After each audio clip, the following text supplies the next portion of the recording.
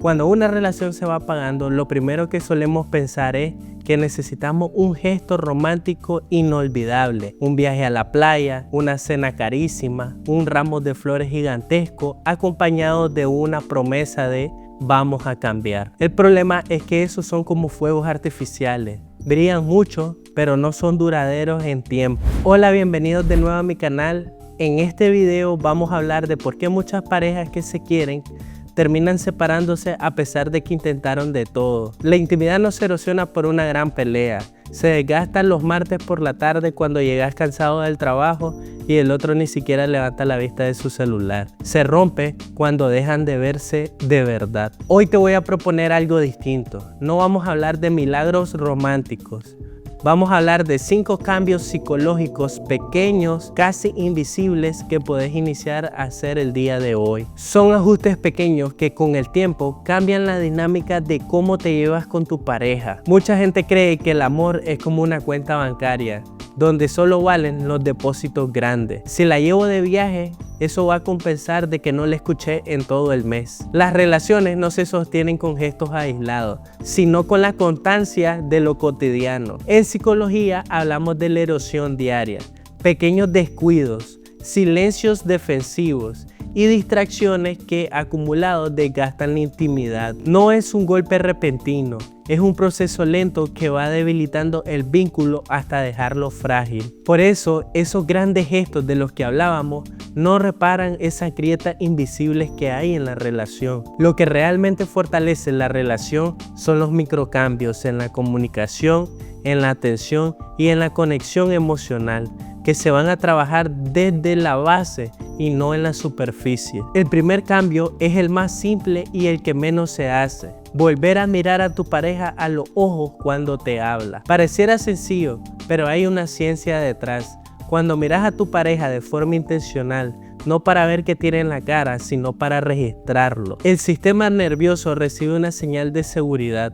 El cortisol, que es la hormona del estrés, baja. Haz la prueba. La próxima vez que tu pareja te esté hablando de algo cotidiano, como lo que pasó en la oficina o lo que falta de comprar en el súper, deja el teléfono, gira tu cuerpo y mírala a los ojos por al menos 5 segundos seguidos. Ese contacto visual le dice al cerebro del otro: estoy acá, te veo, sos importante. Y para sostenerlo, el lenguaje tiene que ir acompañado. No basta con mirar, hay que decir cosas como te estoy escuchando o simplemente con un contame más. Es una validación activa que desarma cualquier sistema de defensa. El siguiente cambio psicológico es el más difícil de implementar, pero es el más potente. En las discusiones, casi siempre el objetivo es ganar.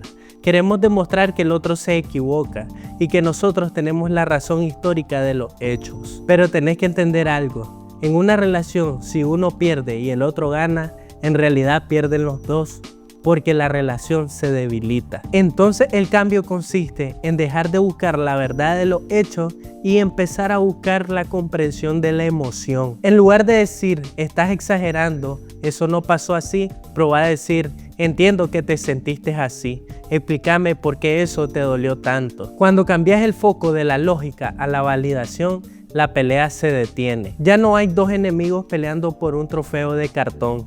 Hay dos personas tratando de entenderse. Ser comprendido es más sanador que tener la razón. Muchas parejas cuando entran en crisis dejan de tocarse. O peor aún, lo único que queda es el sexo. Y a veces se siente forzado o como un trámite de reconciliación. Necesitan recuperar el contacto físico no sexual. Un abrazo largo al llegar a la casa. Una mano en el hombro mientras el otro cocina. O sentarse cerca en el sillón. La ciencia nos dice que este tipo de contacto físico libera oxitocina, la hormona del vínculo. El contacto físico piel con piel ayuda a regular el estrés del otro. Si tu pareja tuvo un día terrible, a veces un abrazo en silencio por 30 segundos hace mucho más por la relación que una charla de 2 horas tratando de resolverle la vida. Es recordarle al cuerpo del otro que no está solo. Solemos hablar mucho de los límites. No me hables así, no hagas esto. Y está bien, los límites son necesarios. Pero cuando la relación está tensa, los límites se sienten como muros de defensa. El quinto cambio es pasar de la defensa a la vulnerabilidad. En lugar de decir me molesta que llegues tarde, que es un ataque que genera una defensa inmediata, proba a decir cuando llegas tarde me da miedo sentir que ya no soy una prioridad para vos. Cambias el reproche por un miedo interno. Es muy difícil pelearse con alguien que está abriendo su corazón y mostrándote una herida. Al compartir el miedo, le das la oportunidad a tu pareja de cuidarte en lugar de obligarla a defenderse de vos. Para que estos 5 cambios no queden en una buena intención, necesitas un método. Te propongo que lo intentes 10 minutos por semana. No es una charla para quejarse de las cuentas o hablar de sus hijos. Con preguntas simples como ¿cómo te sentiste esta semana? ¿Hubo algún momento donde te sentiste lejos de mí? ¿Qué puedo hacer la semana que viene para que te sientas querido? No esperes a que la casa esté en llamas para poder buscar ayuda. Estos microcambios también sirven como prevención. Requieren precisión, constancia y la decisión de dejar de querer ganar y empezar a amar de verdad. Gracias por haber llegado hasta el final del video. Puedes iniciar con un microcambio el día de hoy. No olvides dejarme en los comentarios con qué cambio iniciaste y qué resultados viste. Si este video te gustó, no olvides dejar tu like, suscribirte y compartirlo con alguien que lo necesite ver. Nos vemos en el próximo video. Chao.